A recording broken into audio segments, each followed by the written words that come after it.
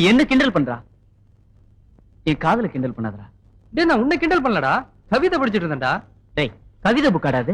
டேய் நான் தான் கவிதை பைத்தியம் உனக்கு தெரியும்ல, இது நம்ம காலேஜ் டிராமாக்கு எழுதின கவிதைடா. கவிதை எழுத தெரிஞ்ச உனக்கு காதலை பத்தி தெரியலையேடா. ஆமா, காலேஜுக்கு போறியோ இல்லையோ டெய்லி காலையிலயும் சாயந்தரமும் இந்த ஜன்னல் பக்கம் வந்து நிக்கிற. என்ன ஜன்னல் காதலா?